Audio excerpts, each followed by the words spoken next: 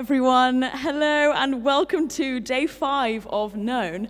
I cannot believe it. We're at Friday. This is crazy. It's been an incredible week. It is wonderful to see you here, and a huge welcome to you guys on the live stream as well. How awesome that you can be with us too. So I'm Lily. I'm honored to be your lunchtime host for this week, and I'm a second year at St. Anne's studying Portuguese and linguistics. Yes, very niche. And to continue with day 5 of like a little thing I've been doing every day, which is 3 very random facts about me. To complete the set, today we are running low on facts. So fact number 1 is, I feel very professional today. I went for a blazer, and I sort of like left my room, and I was like, is it too professional? And I was like, no, we're just going to own it. And so that's where we are now. Fact number 2 is the place I most want to visit in the world would be the Amazon rainforest. So hopefully one day, because I think that'll be so cool. And fact number 3 is, I have spent a lot of time in my life cumulatively memorizing really pointless things. Although I don't know if you can call like the horrible histories King Charles II rap pointless, but like, so there you go, 3 random facts. Anyway, on to way more interesting things. Whatever brought you here today, whether it was an energetic friend, the promise of free G&D's ice cream, or the incredible talk topic, you're in for an absolute treat. It's going to be amazing. And the lineup is, we'll have a talk from the amazing Kaz Dodds, followed by a Q&A. And just to say, you are welcome to slip out at any point if you have like a 2 o'clock commitment, but we will aim to be finished around 2, but do slip out if you need to go. Yeah, so back to the Q&A. We have a really cool Slido kind of thing, voila, which you can use throughout the talk and throughout the session. So scan that, take a photo, and send in your questions as they pop to mind throughout Kaz's talk, or through the Q&A later, and we'll discuss those later on. Now, before we get to the really good stuff, sadly, coronavirus is still a thing, so for those of you guys in the building, do keep your masks on while you're inside, and at the end, stay in your seats, and the stewards will direct you out. Fab. Kaz, would you like to come up to the stage? Hello. Hello. So throughout this week, I have been attempting and failing miserably to find questions to ask Kaz, which she's got like an opinionated answer, because Kaz is a very balanced person. I do like Q&A. I hope the end of these talks has like demonstrated that I do like questions and answers. I just struggle with ones. These. Yeah, Kaz has brilliant answers to like important questions. And nice. Apparently the questions I've been asking are not important enough. That's fine. But I did pick up on, yesterday Kaz mentioned how she likes talking about happy things and having a laugh. So I was like, well, let's talk about jokes then. So yeah. I haven't really prepped Kaz. So do you have any like classic go-to jokes? I have some to say if you want while thinking this time. Is where I feel like on the whole I am okay at thinking on my feet, but my mind goes totally blank when I get presented with things like this, jokes to tell. I get you. I do have a joke. Okay, Go this on. is the only one that I can think of. What's the difference between a snowman and a snowwoman? I don't know, Kaz. What is the difference between a snowman and a snowwoman? Snowballs. See, that's why I think these questions are ridiculous. I would rather have that is so like, good. What's your name? Where are you from? Those sorts of things. That is going straight into my like top jokes. Good. My That's husband's brilliant. fave. That one's for you, babe. So good. Amazing. I have a similar joke, actually. I did actually call my dad before, because my dad is like the king of jokes, and I was like, quick, like, tell me your favorite joke. And so I've got one that's also, what's the difference? So it's, what's the difference between Julius Caesar's barber and an angry actor? And the answer is, one's a shaving Roman, the other's a raving showman. And I just thought that's quite good. It's great. It's quite clever. So there you go. That's for you, Dad. Anyway, on to a slightly less funny but still very important things. Tell us a bit about yourself and what you do. Yeah, so if you come before, you've heard this a few times. My name's Kaz from Edinburgh. I do a few different things. I look after my twins, who are 4, Ada and Izzy. I'm married to Kieran, who works as a photographer. Check out his work online, kierandodds.com. And I work part-time at Scottish Government, but I'm on holiday this week. I really enjoy being around, in university cities, around students. I think there's not many places actually in life where we're there specifically for the purpose of learning, of asking important questions, and being in an environment where it's okay to kind of disagree and to question and to ask and explore. I just love that. And I, graduated a number of years ago, 15-something years ago, and I don't think there's many places in life where you get to do that. So I really enjoy taking holiday to do weeks like this, yeah, it's good to be here. That's me. Awesome. Wonderful to have you. We've got an incredible talk coming up today all about the resurrection and about can our deepest desires be fulfilled. So straight over to you. Great. Thanks so much, Lily. Bringing my music stand over because I've been kind of thinking about the best way to address this subject throughout the week. So I'm going to be fairly tied to my notes as this kind of subject that I've just been thinking about this week to try and, off the back of the various things that we've been discussing and some of the conversations that I've been having as well, try to kind of collate the most kind of interesting and relevant material.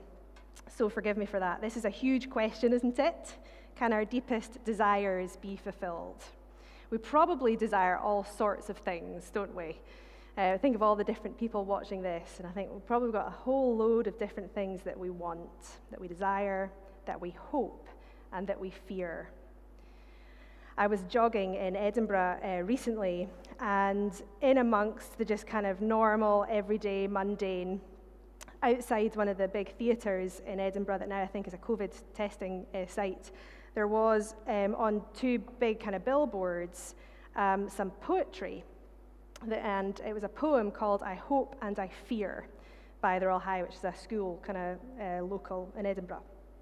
And it listed, I don't know that I totally understand it, it just totally fascinated me. It listed a number of different fears and hopes that obviously a school student has. And it was just a really amazing insight. So let me list some of them. I know it's too small to read on the slides, but let me list some of them. There was two parts, and the first part kind of finished with just a number of fears. So on the first part, there's things like, I fear that I'll die alone and have no family to see where I am and what I'm doing. I fear that I won't be accepted by anyone or anywhere I go. I fear that global warming will still be an issue when I'm older. I fear that I'll never find love. I hope and I fear. I fear that I won't get a good job one day. I fear what's to come in the future. I fear I won't do well on my exams. And part two, similarly, had a mixture of hopes and a mixture of fears, but it finished with a number of hopes. I fear that I will lose another parent. I hope I find happiness. I fear the world will end before I start living. I hope my pals will stay in touch after school. I fear for my nana dying. I hope that I still have a bond with my parents. I hope to be a better person. I hope that the coronavirus goes away. I hope I die with a sense of accomplishment. We fear and we hope. We desire. It's who we are, isn't it? And the question that I'm asking today is, which gets the last word, hope or fear? We're a desiring species. The famous poem Ulysses, I think, describes that very well. Writes about having a hungry heart. I think that kind of explains me well. The hungry heart. And even when we're fulfilled, we then desire again. And I think the greatest reminder of that is the ticking clock. Our awareness of time and that time is running out. We worry that our desires won't be fulfilled because we can hear that clock ticking. One part of the Bible describes that kind of sense of time as having eternity in their hearts. But we don't have eternity in our biology, do we? This last year has made us face up to the fact of our own mortality in a whole new way, hasn't it? And in the face of that truth, that we have the desires that will ultimately be stopped by death, I think we often turn to two competing worldviews. There's two very popular kind of worldviews which are adopted today in our kind of culture. That is a version of kind of Western Buddhism, which advocates letting go of desires in order to relieve the suffering of not achieving them. Or, completely differently, something that might be alive and well in Oxford today, I've not been here long enough to tell, but that of hedonism, which says, well, let's just get as much of our desires in now while we can. And these are reasonable responses, I think, to a world where we're used to our desires escaping us, used to desiring but not getting. We accept that all the time, don't we? Phrases like, well, that's too good to be true, just kind of trip off our tongues. You might be surprised to hear, as I mentioned earlier in the week, that people who think like that, that's not a modern experience. People have thought like that throughout time, and actually you see many people like that in the accounts of Jesus' life, like the ones printed beside you in these little books, John's Gospel. And I want to show you just one guy, for example, who we meet in John, and I want to turn us to page 51. He's called Thomas, and this event is happening after Jesus has died. And people say to Thomas, well, Jesus has risen from the dead. Hope wins, not fear. Jesus has risen from the dead. And Thomas is skeptical, to say the least. So I'm going to read from page 51 and the number 24, which is about 2/3 down. So page 51 at verse 24. Now Thomas, also known as Didymus, one of the 12, was not with the disciples when Jesus came. So the other disciples told him, "We have seen the Lord." But he said to them, "Unless I see the nail marks in his hands and put my finger where the nails were and put my hand into his side, I will not believe." I will not believe. What a lad. Too right. It's a ridiculous claim, isn't it? That someone has risen from the dead. And so rather than just saying, well, I accept that, he says, no, I want evidence. I want to see it. I want to touch the wounds. Something as huge as someone rising from the dead does demand huge evidence, doesn't it? Because the implications of it are enormous. This week we've been discussing what I think some of our key desires are when we strip away the desire to pass our exams and those sorts of things. What is it we're really desiring underneath those things? I've said that I think we desire truth, that we desire peace, that we desire connectedness or acceptance, forgiveness, comfort from suffering. And I've said that these things kind of hang off one hinge point, that is the life, death, and resurrection of Jesus. That those desires really can be fulfilled because of Jesus. And so I wonder what it would take for you to believe. Let's flip the same question that we've given Thomas. What would it take you to believe that? That hope gets the final word and not fear. Someone said to me yesterday that to believe in God's existence, God would need to write in big lights in the sky, "I'm here." I wonder what it would take for you. So today what I want to do is go through 5 questions, the answers to which attest to the strangest but most written about event in all of history, that is the resurrection of this man Jesus. Because if it happens, then it changes everything. These 5 things I think matter so much because if they happen, then our deepest desires can be fulfilled. I'm going to lay out why I think it's perfectly rational to believe in these things, but let me say at this point, and be honest with you, that some of you won't be persuaded by the truth of this because you've ruled out the idea of there being a God who can do things like that. Your way of finding things out presupposes the idea that we live in a closed world, that all we can see is what's real, all that we can test in a laboratory, for example, which is fine. I want to thank you so much for coming today, if that is your starting point, and for listening in. I hope that some of this gives you some good food for thought. The first important question, I think, is who is Jesus? Few of us, I think, would go as far to say that Jesus is pure fiction. Certainly very few historians would say that. But I wonder what you've made of him as we've looked at his encounters with people through this account of Jesus' life, as we've looked at what is the best evidence, the historical evidence that we have for who he is. A man who seemed to have undone the sadnesses that he saw around him. Someone who healed the sick, who gave hope to the hopeless, whose voice seemed powerful enough to stop storms. A teacher whose teachings have profoundly shaped the world that we live in. But also a man who made outrageous claims about himself. I am the light of the world. I am the resurrection and the life.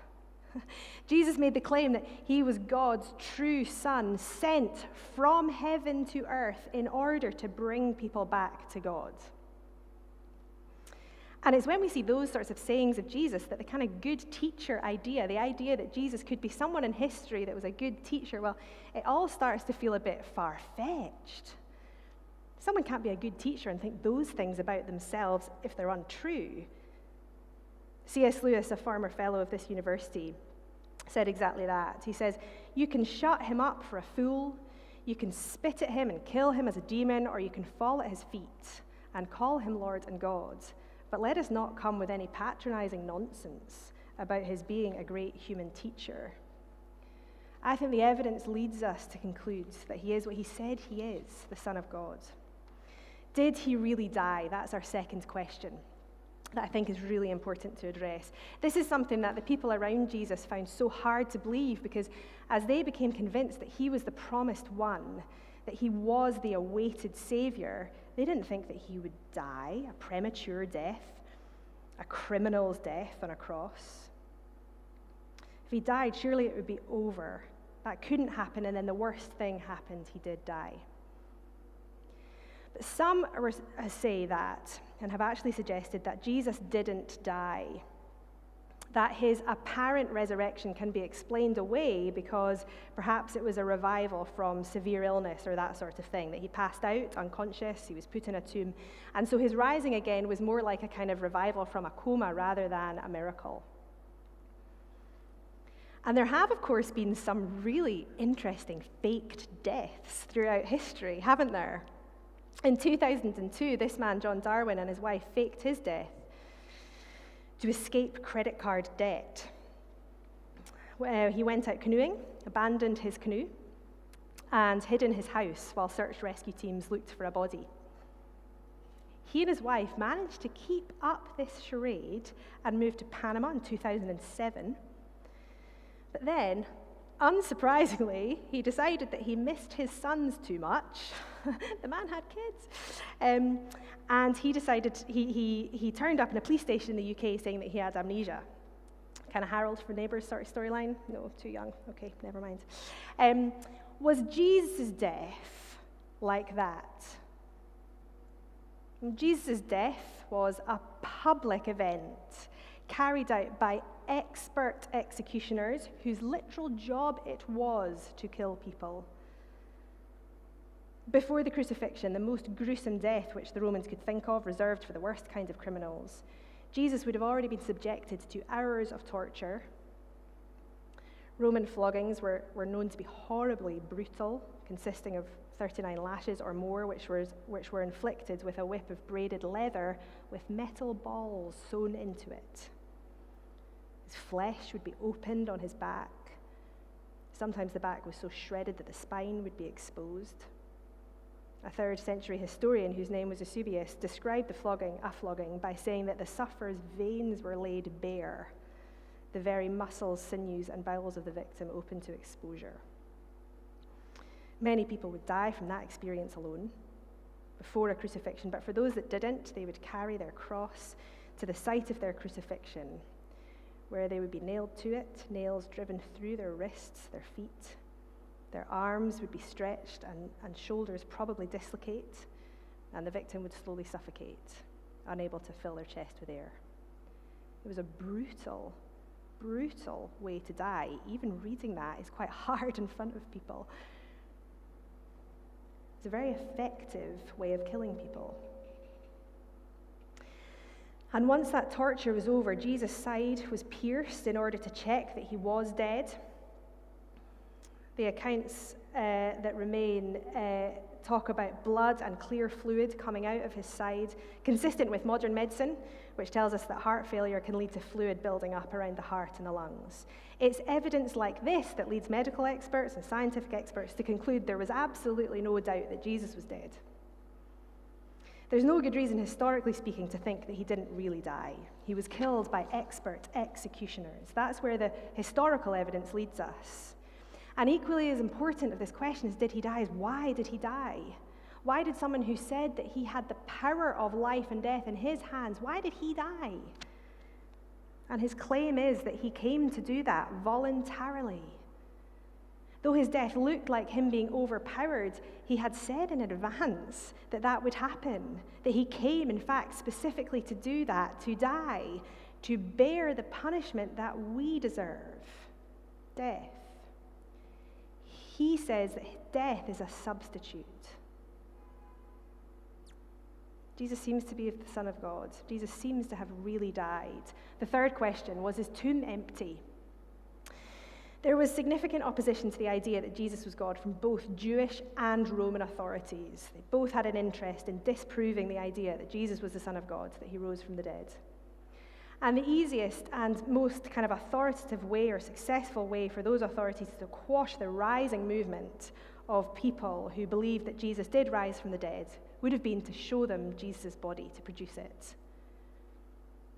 And yet the counter-argument to the resurrection was that the guards must have fallen asleep and the disciples stolen his body. Notice they didn't ever challenge the idea that his tomb was empty. Who would have taken Jesus' body? His followers? Why would they make that up?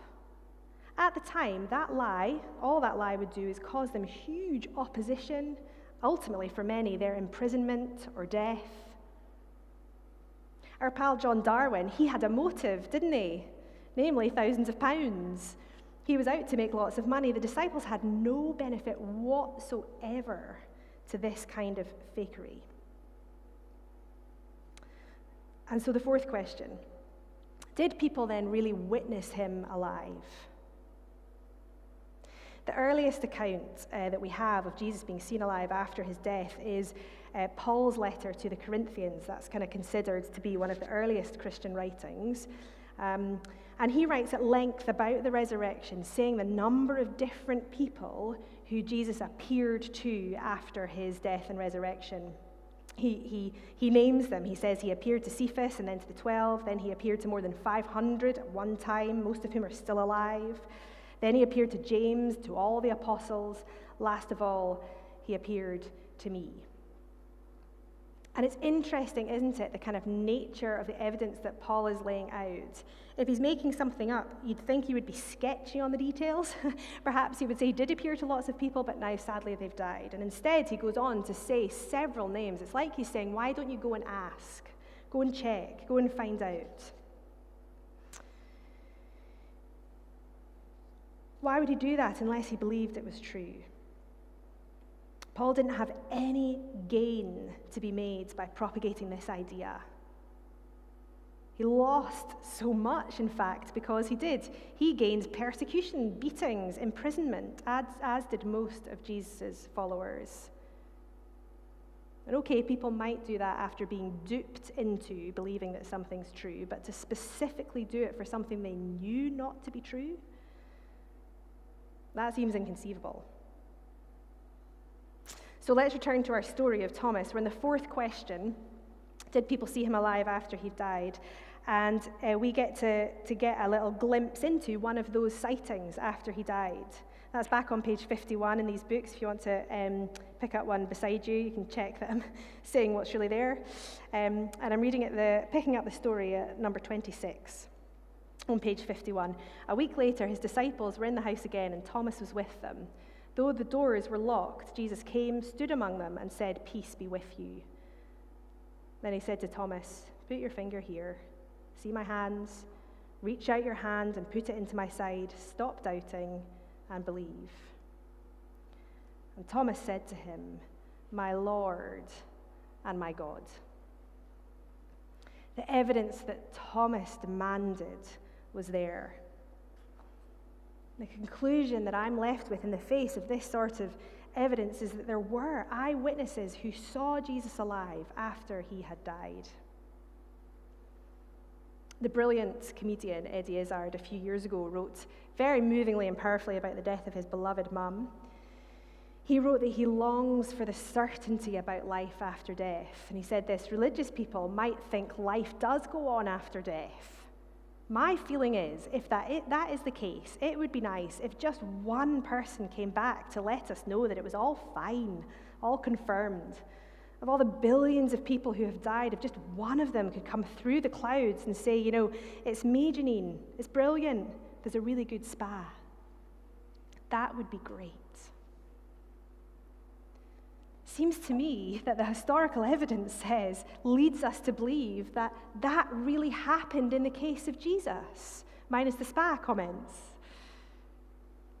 And what followed that was the birth of a movement which still continues to grow 2,000 years later. So much so that in a distant island in a city called Oxford, we're still talking about it on a Friday lunchtime. And that leads us to the fifth question that I think leads us to a conclusion. Why did the church start? The early church wasn't powerful, political, wealthy elite. The early church were willing to put their lives on the line. It was made up of ordinary people without power, people who were often killed for believing, being absolutely convinced that Jesus really did beat death and that because of that he is worth trusting. Social beliefs normally change slowly over the course of centuries, gradually, or if they change suddenly, it's normally because something big happened. Think 9/11. Something big happened, a lot changed. What massive event did happen in the first century that all of a sudden started this movement, the biggest social movement in all of history, that is still going on today? What else explains that? Philip Pullman's allegorical book, The Good Man Jesus and the Scoundrel Christ, reimagines the New Testament story where Mary's had twins. She's had a Jesus and she's had a Christ. And Jesus dies, but Christ lives. And so actually, rather than the resurrected Jesus, it's just Christ, and he masquerades as Jesus. He doesn't really seriously think that happened, Philip Pullman. What he's doing is kind of demonstrating how fable can come about and how stories that didn't really happen can kind of be popularized. He thinks that the church developed these stories of Christ's literal resurrection to serve their own ends, to propagate their own interests and their own power. It's pretty clear, isn't it, from looking at Philip Pullman's work? Not a fan of the church. And that's a fine story, isn't it? But it does completely ignore history. That is, that for 300 years, the events on which the church was founded, they were persecuted for that. They were a persecuted group of normal, non-powerful people who had nothing to gain from retelling what they would know to be a lie. Could it be that rather than acting out of self-interest, wanting to build this thing called the church, these normal, powerless people, many of whom were actually the most powerless in society, like women, acted out of the fact that they were convinced of the truth of Jesus' resurrection? I think when you put that together with the other bits of evidence, Jesus seems to have been the Son of God, that there was a professional execution, there was an empty grave, there were witnesses of him alive again. Well, it feels to me like you would need to really go down the kind of conspiracy theory route to find an alternative explanation. But we're not in the room with Thomas, are we? We don't have the same kind of evidence that he had. Just over the page on page 52, the last little bit that I want to look at of this account, the story of Thomas, because we're not forgotten, those of us who don't get to kind of see Jesus in the flesh. I'll just finish reading verses 29 and from 29 to the top of page 52. And then Jesus said to Thomas, "Because you've seen me, you've believed. Blessed are those who have not seen and yet believed." Jesus performed many other signs in the presence of his disciples, which are not recorded in this book. But these are written that you may believe. that Jesus is the Messiah, the Son of God, and that by believing you may have life in his name. So I'll return back to the question I asked at the start of this talk. What would it take for you to believe that hope wins, not fear? Someone said yesterday, it was God writing in the stars, I'm here. I think that's a bit like someone who's fallen into a pit. They're at the bottom of the pit looking up. Someone else comes, looks over, waves it. Here, and off they go. You would believe in their existence. You would also hate them, wouldn't you, if you were at the bottom of the pit? Quite aside from the absolutely astonishing and unlikely order that we do see in the world around us, including the stars, what if God wanted to give us something more than just knowing he was there? What if God wanted to come into history, to walk in our shoes, to know our experience, our pain, our temptation, to show us what a true life of love and goodness and beauty looked like, to show us what true humanness was? What if God wanted to come in to bear the weight of human sin and shame and brokenness, to walk through the valley of the shadow of death for us, to take on himself the wrath of God that we deserve, and then to smash through death, to come out victorious, to say death is not the full stop, so that all who are united in him, just as where a fruit grows, the seed goes, just as where Jesus goes, we will go, to give us new life. Redeemed, forgiven, renewed, reconciled to God, adopted as his children. But you want a fireworks display?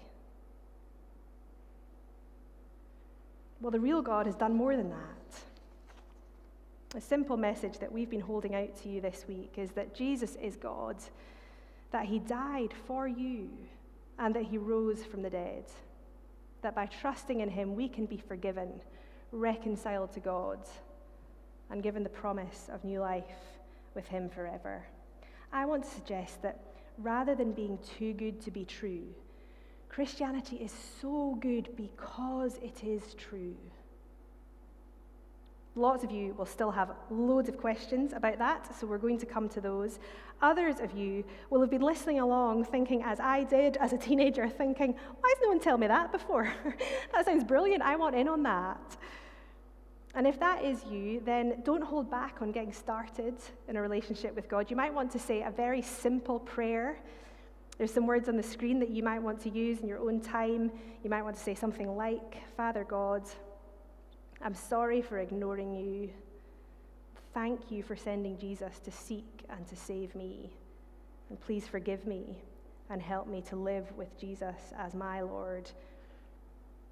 Don't hold back from saying something like that, saying that little prayer. Good. We said there'd be time for Q&A. There is time for Q&A. Let's do that now. Lily, I'll invite you back up. Thank you.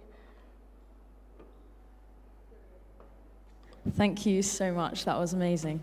I am just so struck by how groundbreaking it is. Like you said at the start, if it is true, that changes everything. Like it's so cool that we can explore this together. And we have some great questions to start off with, but do keep sending them in as they pop into your head or as we go through. And I should have got this prepared. Here we go. First question is, was there no other way to rescue mankind other than Jesus' death? Could God not have thought of another way? I.e., why are the wages of sin death? Could God have thought of another way? No. I think. We could do lots of really interesting kind of like philosophical thought experiments around that question, couldn't we? It seems to me, though, that history seems to say that this is the way that God has chosen to show himself in the person of Jesus. I think that says a great deal about the nature of what God is like that, for example, as I've said, he wants to come into our experience in order to be with us. I think as well that it is the kind of like logical outworking of the way that God has made the universe, and also that reflects his character, that he is a God who is love, a God who is just, who is fair, and who loves justice, and who's compassionate, who's kind, all those sorts of things. And I think that is kind of the logical outworking of that is essentially salvation history, that we see the kind of pinnacle of at the cross, where God's absolute commitment to justice and his total love is seen at the same time. That he's not a God who just kind of willing to look over sin, look over wrongdoing, look over the things that are awful in our history, in our own lives, not to look over that, but no, to say there needs to be justice. And that satisfies his total love and his outpouring goodness onto others, the desire that he has to know and to be known and to show his love. I think the cross shows us both of those things. I think it's totally beautiful. We could do some interesting philosophical thought experiments about it, but I'm more interested in reality, I think. Cool, thank you. Another question here. If there is a God and he is as great as Christians claim he is, why would he be interested in humans and coming into this world when it would cause him pain? That is the question, isn't it? Again, I think you'll find good company in the Bible. That in there, one of the writers says, "What is man that you are mindful of him?" That we look around and see the kind of the madness of ourselves, the people around us. Think, gosh, that God should care for us, that God should care to such an extent that he gives his only Son, so that we don't perish, so that we don't get left on our own, but go home to him. I agree. I think that is incredible and amazing and astounding. And that leads me to awe and to wonder and to worship, rather than to kind of say like, that's curious. Interesting. Keeping it concise. Do you notice how concise these are? Yeah, these are amazing. As many in as we can. Also, we just want to give an opportunity to open up to the floor. If any of you guys have any questions that have just come into your mind now, or just want to own your question, feel free to put up your hand and shout out. Yeah, go for it. Make sure you shout quite loudly as well. Thank you.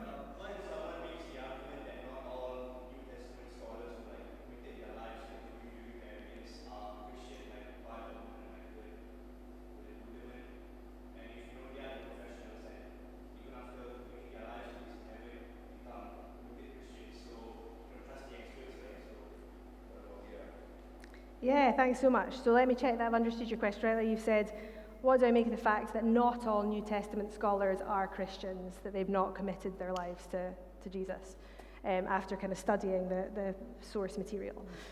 I think that's an interesting and good question. And probably the first thing that I want to say is that it belies the fact that Christianity is not essentially a kind of philosophical riddle that needs solved. And while I don't think that having academic expertise and the kind of intellectual giftedness with which you all have, I don't think that kind of would work against having faith. There's lots of people whose kind of academic and intellectual pursuits have led them towards a faith position. I think it does speak to the fact that, God isn't a philosophical riddle. It's not that Christianity is a kind of number of truths that we need to assent to, that we can figure out by looking at the world, No, God is relational, God is personal, and actually the place where the church is growing the most in the world is amongst people for whom life is hard, and whom aren't necessarily, as you're describing it, the kind of the academic. And I think that's because of the nature of who God is and the nature of the world, that actually Christianity is about knowing God, and that I don't think academic study precludes you from belief, but it's not always going to be the thing that leads you there. So what do we do with those New Testament scholars who are reading this every day and who are, coming to the conclusion that that Christianity isn't true? Well, I think probably, like we would say, like all of us, whether you're a Christian or not, that we've all got a vested interest, actually, in not believing, that lots of us really don't want Christianity to be true because we don't want there to be, for example, moral accountability. It's interesting that often people describe Christianity as wish fulfillment, but that idea that we we have conclusions to fit our desires, that we come to a conclusion that essentially we've wanted to be true, that could absolutely be true for atheists as much as for Christians, couldn't it? Some people are very honest about that. I think of Thomas Nagel, a philosopher, who said that it's not just that he realizes that he wants to be right in his belief, he doesn't think God's there and he wants to be right. He says, no, I hope there is no God. I don't want there to be one. I think there's an aspect of that in all of us. And I think that partly explains why you can keep looking into these things, but you're not willing to accept their truthfulness. Thanks for that interesting question. Interesting. Thank you so much for that question. We have some more from the Slido to continue on with. Why did Jesus disappear off the scene so soon after the resurrection? Yeah, why did he disappear off the scene soon after the resurrection? Good question. I suppose because Jesus wants more people to get in on this. So if the way that God was revealing himself primarily was through in the person of Jesus, as many people notice, that kind of puts a bit of a boundary around the number of people who encounter him, doesn't it? So that was something that someone said to me yesterday, that why just for the people in Palestine 2,000 years ago do they get to be the ones who get to experience the kind of in the flesh Jesus? Jesus wants more people to get in on that. And so he says that he's going. He kind of said that as well. He gave forewarning to the disciples that he's going and that he's going to give them his Spirit, and told them to go and do something, that is, go and make disciples of all nations. Go and tell all people. It's not just for people here in this time, at this moment. It's for all people. So go. And that he's not left us alone, that he's given us his Spirit to testify to his love for us and his presence with us, and he's given us each other, the church, people who also know Jesus, to together go and to tell other people this glorious good news. So, so I would say, why didn't he hang around for longer? I think he did enough, certainly to convince people that he had risen from the dead, conquered death, and then his, what Christians call his ascension, going to heaven and sending of his Spirit, is so that more people can come to know this and experience this as well. Amazing. I think we've only got time for one last quick one. Make it a good one, Lily. Choose wisely. It's oh gosh. Okay, so no, just the pressure. Sorry. Oh, it's going to be hard. It's going to be hard to do it quickly, but I'm going to do it anyway. Is it possible to reconcile Christianity with desiring equality and equal opportunities for all people, for example, of all gender identities and sexualities? Right, yeah, just that small issue. Yeah, that tiny little one. No, that's good, absolutely. So is it possible to reconcile Christianity with the idea of equality, and particularly all people, including, for example, people with different gender identities and sexualities? Is that right? Mm-hmm. Yes, I think it is absolutely, it's an underpinning of equality and of human rights that Christianity is an underpinning of equality and human rights. So I spoke about this kind of at length on Tuesday, the question of what hope is there for a fractured society. And what I argued there is that there is no good reason in our biology, for example, or in a purely materialistic scientific way of viewing the world, to give us an account of human life which says that every single person, no matter what your belief, no matter what your background, that everyone is worthy of value, of dignity, and of respect. I think that a Christian worldview totally underpins that idea, because it says that we're all made in the image of God, but also that Jesus became human and that he died for you. And everything, and so is it compatible with equality? Yes, our equality agenda, our diversity agenda comes from a Christian way of viewing the world that I think is much better explained through Christianity rather than through, for example, scientific naturalism. The second thing that I want to say is, no matter what your gender identity or no matter what your sexuality, everything that I've said about Christianity is true for you as well. We don't say one version of Christianity for people who are straight and one who are not. No, it's the same message to everyone. And that is what we're trying to be saying this week, that we are all made in the image of God, and yet all rebelling against him. That our default heart position is that I want to live my way, not God's way. That is all of us. And the outworking of that is a separation from God, which is death.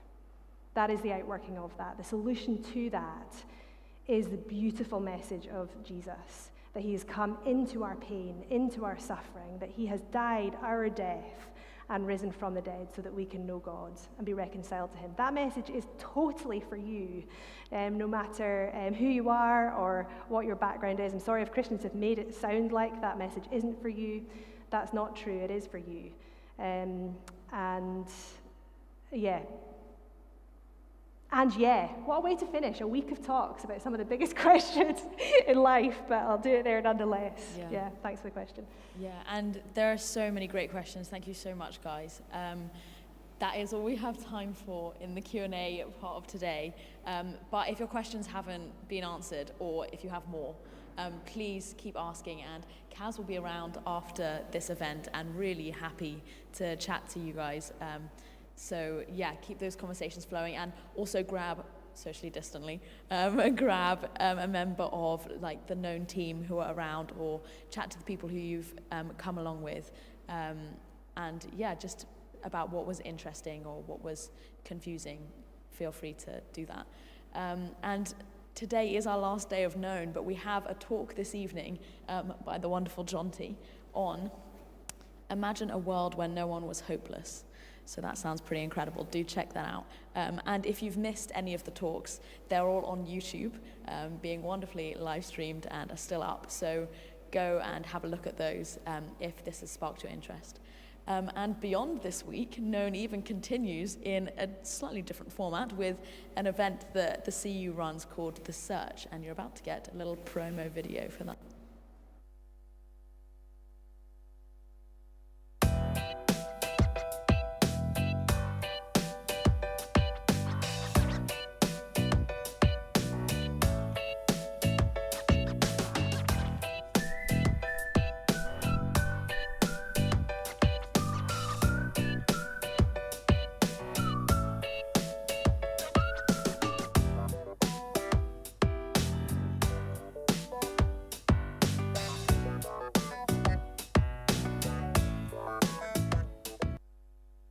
Incredible stuff. So yeah, the search is happening every Monday and Tuesday at the moment, and is currently taking place in people's gardens in small groups with sort of hot chocolates, marshmallows, free Costa cakes, and a fire pit. I mean, what a dreamy setup.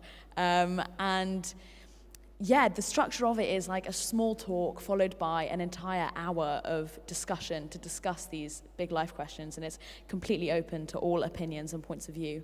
And it's really easy to get involved. All you have to do is text the word search to 88802. In fact, I'm being hypocritical. I have not yet texted the word search to 88802, so I'm going to do it with you right now.